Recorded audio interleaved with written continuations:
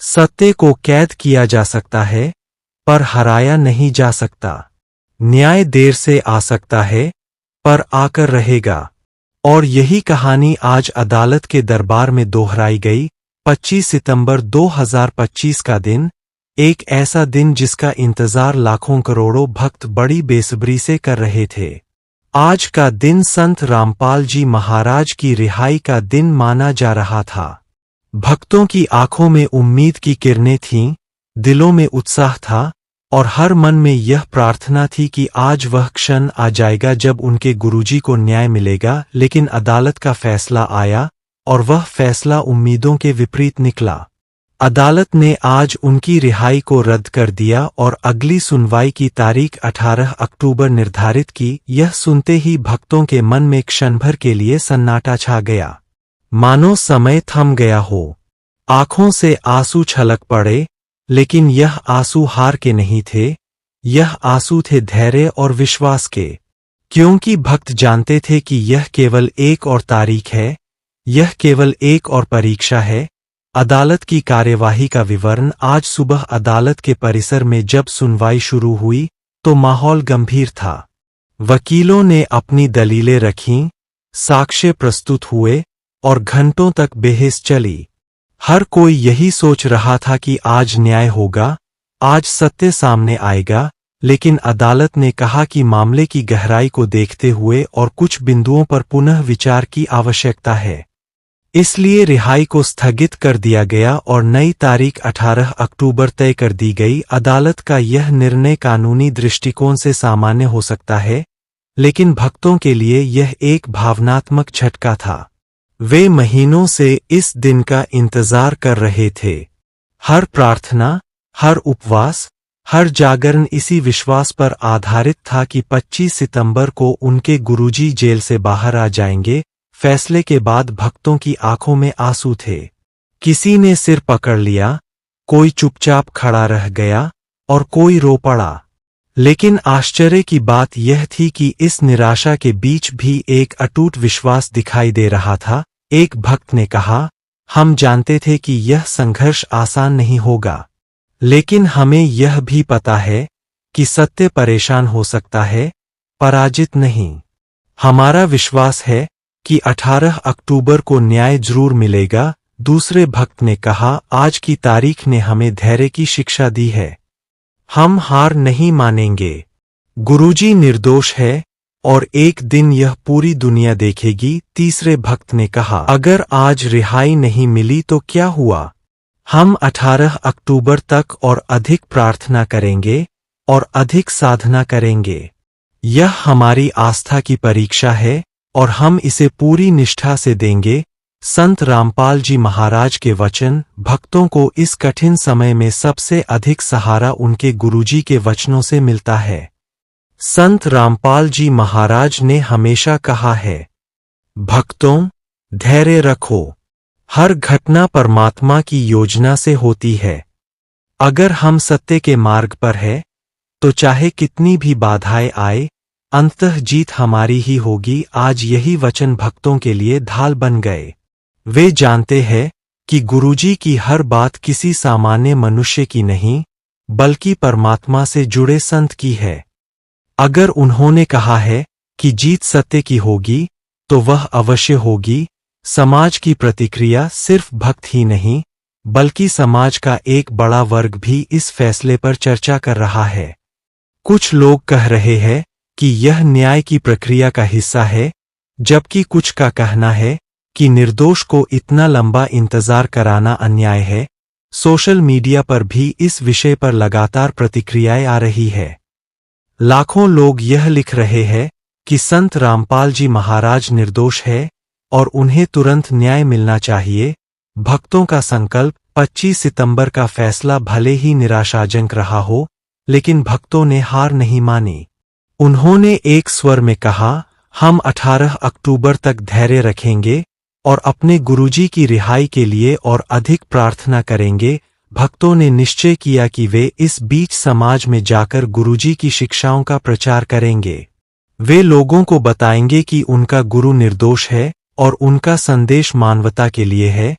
भक्ति और विश्वास की शक्ति, यह स्थिति भक्तों को और अधिक मजबूत बना रही है, क्योंकि कठिनाइयां ही आस्था को गहराई देती है। जैसे सोने को तपाकर और अधिक चमकदार बनाया जाता है, वैसे ही भक्तों की आस्था इस समय की परीक्षा से और अधिक प्रबल हो रही है। भक्तों ने यह मान लिया है कि 18 अक्टूबर केवल एक तारीख नहीं है, बल्कि वह दिन होगा जब सत्य की घोषणा होगी। प्रेरणादायक संदेश। आज हर भक्त अपने दिल में यही दोहरा रहा है, सत्य परेशान हो सकता है, पराजित नहीं, गुरुजी निर्दोष है और निर्दोष को एक दिन जरूर न्याय मिलेगा। यह संघर्ष हमारी आस्था की परीक्षा है और हम इसे जीतेंगे। 25 सितंबर का फैसला भले ही रिहाई रद्द करने वाला रहा हो, लेकिन यह भक्तों के विश्वास को तोड़ नहीं पाया, बल्कि इसने उस विश्वास को और अधिक दृढ़ कर दिया है। अब सबकी नजरें 18 अक्टूबर पर है। वही दिन निर्णायक होगा, वही दिन सत्य की जीत का दिन होगा। भक्तों का विश्वास अडिग है और वे जानते हैं कि उनका गुरु निर्दोष है, और जब निर्दोष के पक्ष में सत्य खड़ा हो तो कोई भी शक्ति उसे ज्यादा देर तक रोक नहीं सकती। 25 सितंबर के फैसले के तुरंत बाद हरियाणा, दिल्ली, पंजाब, राजस्थान और मध्य प्रदेश सहित सभी प्रमुख आश्रमों में गहरा सन्नाटा छा गया। सुबह से ही हजारों भक्त टीवी चैनलों और मोबाइल पर लाइव अपडेट देख रहे थे। सबकी सांसें थमी हुई थीं, लेकिन जैसे ही खबर आई कि अदालत ने रिहाई रद्द कर दी और अगली तारीख 18 अक्टूबर तय कर दी है, तो भक्तों की आंखों में आंसू आ गए। कुछ पल के लिए शांति थी, लेकिन फिर वही आश्रम एक स्वर में गूंज उठा, सत्य परेशान हो सकता है, पराजित नहीं। भक्तों ने भजन गाना शुरू कर दिया, किसी ने ढोलक उठाई, किसी ने झांझ, और सत्संग का माहौल तुरंत बदल गया। आंसुओं के बीच भी विश्वास की लौ जल रही थी। सभी आश्रमों में विशेष हवन और पाठ शुरू हो गए। भक्तों ने एक स्वर में संकल्प लिया, हम 18 अक्टूबर तक रोजाना गुरुजी की निर्दोषता के लिए नामजप करेंगे। हम समाज में जाकर उनकी शिक्षाओं का प्रचार करेंगे और लोगों को बताएंगे कि गुरुजी के खिलाफ षड्यंत्र रचा गया है। हर भक्त ने अपने अपने घरों में दीप जलाने और रोज नामजप करने का प्रण लिया। संत रामपाल जी महाराज की शिक्षाएं।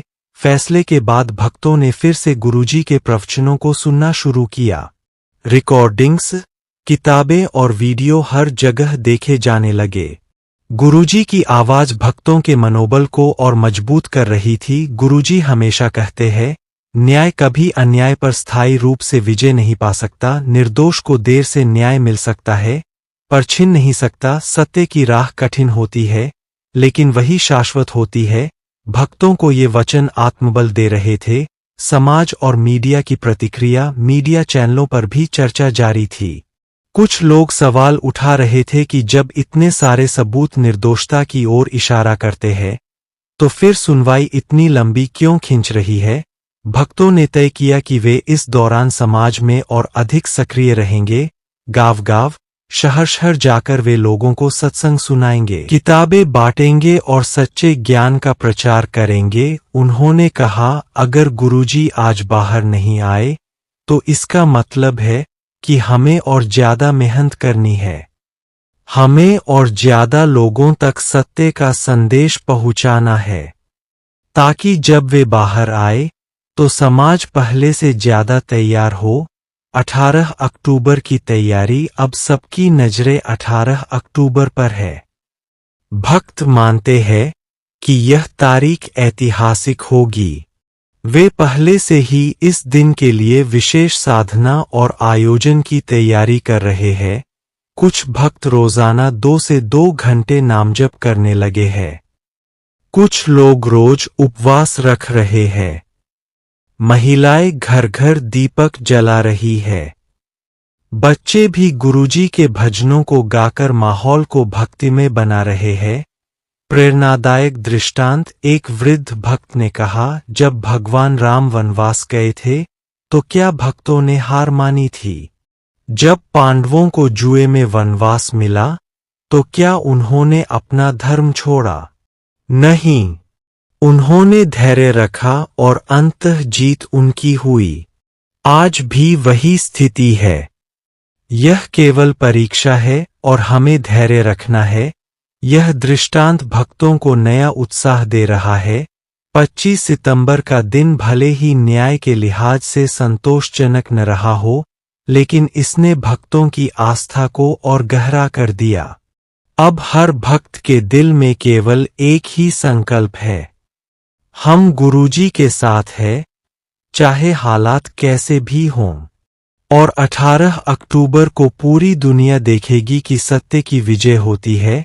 आज से अगले क्षणों तक आश्रमों, गलियों, घर घर, दिल दिल में एक ही बात गूंज रही है। 25 सितंबर का फैसला आया, रिहाई रद्द हुई और अगली सुनवाई 18 अक्टूबर पर टिकी है। पर यह गूंज किसी तरह की हताशा नहीं, बल्कि एक और चुनौती स्वीकार करने का घोर संकल्प है। अब प्रत्येक भक्त, प्रत्येक आशावादी, हर संवेदनशील इंसान के मन में यह प्रश्न भी है और उत्तर भी अब क्या, और उत्तर वही जो सदियों से संतों के अनुयायियों ने दिया है। धैर्य, प्रार्थना, सेवा और सत्य की आवाज को और ऊंचा उठाना। आश्रमों में अब दिन की शुरुआत सुबह की आरती और विशेष प्रार्थना के साथ होती है। न केवल एक बार, बल्कि दिन में कई बार। सुबह सुबह का समय, दोपहर का समय और रात का समय, हर पल भक्त गुरुजी के लिए नामजप कर रहे हैं। भजन और सत्संग अब और गहनता से चल रहे हैं। हर भजन के बीच एक आवाज बार बार उठती है, गुरुजी निर्दोष है, सत्य का प्रकाश अवश्यंभावी है। कई आश्रमों ने 25 सितंबर के बाद विशेष कार्यक्रम शुरू कर दिए हैं। सत्संग के साथ साथ कानूनी जानकारी सत्र। वहां वरिष्ठ वकील भक्तों को बताते हैं कि अदालत ने क्या कहा, किन कारणों से रिहाई टल सकती है और 18 अक्टूबर तक किन किन दस्तावेजों और प्रक्रियाओं की उम्मीद की जा सकती है। यह जानकारी भक्तों को भय से नहीं, बल्कि संरचित तैयारी से जोड़ने के लिए है। कानूनी जागरूकता से वे समझते हैं कि आंदोलन का स्वरूप शांतिपूर्ण और वैधानिक ही होना चाहिए, ताकि सत्य की आवाज को किसी भी तरह की गलतफहमी में न फंसना पड़े। भक्तों की रणनीतियां कई तरह की है, पर उनका मूल एक ही है, शांतिपूर्ण, आध्यात्मिक और समाजोन्मुख। कुछ प्रमुख कदम जो हर आश्रम और अनुयायी उठा रहे हैं। सामुदायिक जागरूकता अभियान, गांवों और शहरों में जाकर लोगों को विस्तृत रूप से गुरुजी के उपदेश सुनाना। प्रिंट सामग्री बांटना जिसमें उनके प्रवचन, उनके सिद्धांत और उनके ऊपर लगे आरोपों के बारे में तथ्यात्मक जानकारी हो। ये अभियान केवल विरोध के लिए नहीं, बल्कि ज्ञान फैलाने के लिए है, ताकि लोग समझे कि यह मामला केवल एक व्यक्ति का नहीं, बल्कि सत्य के पक्ष का मामला है। कानूनी समर्थन और फंडिंग जो परिवार और भक्त वकील, कानूनी विशेषज्ञ प्रदान कर रहे हैं, उन्हें समर्थन देना, साथ ही कानूनी खर्चों के लिए जुटान। यह जरूरी है ताकि केस मजबूती से लड़ा जा सके और 18 अक्टूबर तक सभी जरूरी सबूत और गवाह पूरी तरह से तैयार हों। सामाजिक सेवा कार्यक्रम, आश्रमों ने तय किया है कि वे इस अवधि में और अधिक सेवा कार्य करेंगे। अनाथालय, राशन वितरण, नशा मुक्ति शिविर, स्वास्थ्य चेकअप कैंप। इसका उद्देश्य साफ है, सत्संग केवल बोलने से नहीं, कर्म से भी सिद्ध होना चाहिए। साथ ही इससे समाज में उनका संदेश वास्तविक रूप से जुड़ता है। मीडिया अभियान, सोशल मीडिया पर सत्यपरक सामग्री का लगातार प्रवाह, लाइव सत्र जिसमें समर्थक और कानूनी टीम लोगों के सवालों का जवाब दें और फैक्ट चेकेड जानकारी साझा की जाए ताकि अफवाहें रोकी जा सकें। हैशटैग ट्रेंड कर रहे हैं, पर उनसे आगे की रणनीति है। संदेश का सकारात्मक, शांति प्रधान और प्रामाणिक स्वर। आश्रमों के अंदर की जिंदगी अब एक तरह के पवित्र त्याग और तैयारी की तरह है। बूढ़े और जवान दोनों, महिलाएं और पुरुष, बच्चे और बुजुर्ग, सबका दिन सत्संग, सेवा और तैयारी में गुजर रहा है। कई पुराने भक्त दर्ज कर रहे हैं कि कभी कभार जीवन ने ऐसा कठोर परीक्षण नहीं दिया जैसा अब दे रहा है, पर वही कठिनाई उन्हें और निखार रही है। किसी बुजुर्ग ने कहा, हमने कभी सोचा नहीं था कि हमें फिर से ऐसी परीक्षा से गुजरना होगा, पर अब हम जान गए हैं कि गुरुजी के मार्ग पर जो ठहरता है वही टिकेगा। भक्तों की व्यक्तिगत कहानियां अब आश्रम की दीवारों पर गूंज रही है। एक महिला ने बतलाया कि जब उनके पति ने नौकरी खो दी थी, तब गुरुजी के प्रवचन ने उन्हें संभाला। आज वही परिवार हर रोज नामजप कर रहा है और अपने घर में भजन कर रहा है। एक युवा छात्र ने बताया कि गुरुजी के उपदेशों ने उसे नशे से बाहर निकाला और अब वह गांव-गांव जाकर नशा मुक्ति पर बात कर रहा है।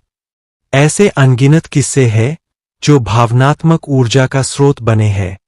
ये किस्से दिखाते हैं कि इस संघर्ष का अर्थ केवल रिहाई नहीं, बल्कि समाज की एक अंदरूनी जागरण यात्रा भी है। कानूनी मोर्चे पर तैयारियां भी तेज हो रही है।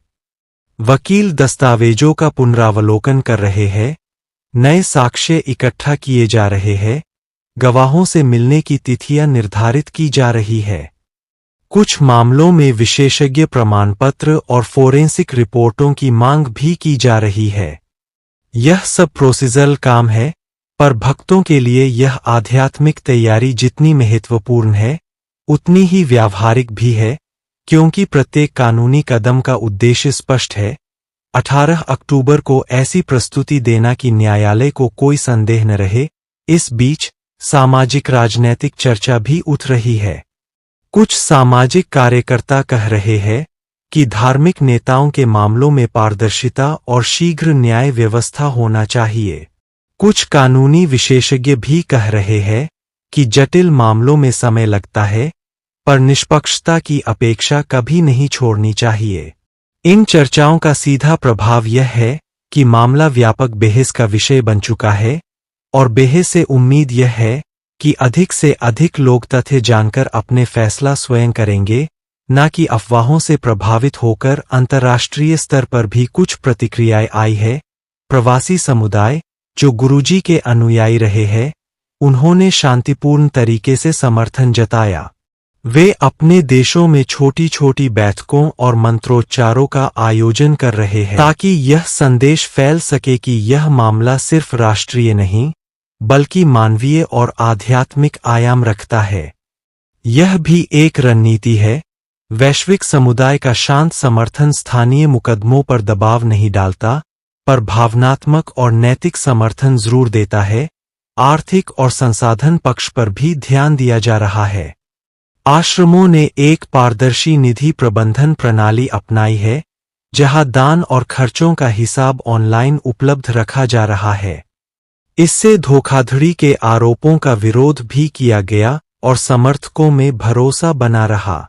साथ ही जो वकील और विशेषज्ञ मुफ्त में मदद कर रहे हैं, उनका समुचित सम्मान और व्यवस्था की जा रही है, ताकि संसाधनों की कमी कारण न बने। अब आते हैं उन भावनात्मक पलों पर जो हर दिन आश्रमों में घटते हैं। रात के समय जब पूरा आश्रम शांत होता है, तो कुछ भक्त दीप जलाकर गुरुजी के लिए विशेष प्रार्थना करते हैं। वे घरों में भी रोशनी रखते हैं और रात के समय छोटे छोटे कीर्तन करते हैं। इनके दौरान जब कोई प्रवचन प्लेबैक पर बजता है, तो लोग चुपचाप सुनते हैं, और कई बार सभाएं बिना किसी तैयारी के ही भावविभोर होकर गीत गाने लगती है। एक लड़की ने कहा, जब गुरुजी की आवाज सुनती हूं, मुझे लगता है कहीं कुछ टूटता नहीं, सब ठीक हो जाएगा। 18 अक्टूबर की दिनचर्या के बारे में भी तैयारी चल रही है। आश्रमों ने पहले से एक शेड्यूल तय कर लिया है। सुबह विशेष भजन, दोपहर में सामूहिक प्रार्थना, शाम को कानूनी जानकारी सत्र और रात में दीप पूजन। एयर लॉजिस्टिक्स की जिम्मेदारी ली जा रही है, ताकि जिन अनुयायियों का आना आवश्यक है, वे सुरक्षित रूप से पहुंच सकें। साथ ही शांति और अनुशासन बनाए रखने के लिए स्वयंसेवक तैनात है, ताकि किसी भी तरह की अफवाह या हिंसा न फैले। सामाजिक तौर पर कई क्लब और युवा समूह अब अपने अपने इलाके में सत्संग प्रचार कर रहे हैं, और यह कदम साधारण प्रचार से ऊपर जाकर शिक्षा का रूप ले रहा है। वे ग्रामीण क्षेत्रों में जाकर शास्त्रीय ग्रंथों के संदर्भ में गुरुजी के उपदेश समझाते हैं, जिससे यह संदेश मिलता है कि यह सिर्फ एक न्यायिक मामला नहीं है, बल्कि आध्यात्मिक शिक्षा का भी प्रश्न है। यहाँ एक महत्वपूर्ण बात है, इस पूरे आंदोलन में हिंसा का कोई स्थान नहीं है। यह स्पष्ट संकल्प है कि सत्य की जीत शांतिपूर्ण और नैतिक मार्ग से ही होनी चाहिए। आश्रमों की रणनीति भी इसीलिए दोहरी है, आध्यात्मिक दृढ़ता और वैधानिक दलीलें दोनों साथ में। क्या आप भी उस शुभ पल का बेसब्री से इंतजार कर रहे हैं? तो देर मत कीजिए, अभी कमेंट में लिखकर समाज को बताइए संत रामपाल जी महाराज के अद्भुत कार्यों के बारे में। यह संदेश ज्यादा से ज्यादा लोगों तक पहुंचाइए, ताकि भटके हुए लोग भी सच्चे ज्ञान से जुड़कर अपना जीवन सफल बना सकें। याद रखिए, संत रामपाल जी महाराज ही पूर्ण परमात्मा है और वही जन्म मरण के बंधन से मुक्ति दिला सकते हैं। वीडियो को शेयर करें, लाइक करें और चैनल को सब्सक्राइब जरूर करें, ताकि आपको ऐसी ही अमूल्य वाणी और रहस्यमय ज्ञान सबसे पहले मिले। सत साहिब जी, बंदी छोड़ सद्गुरु रामपाल जी भगवान की जय।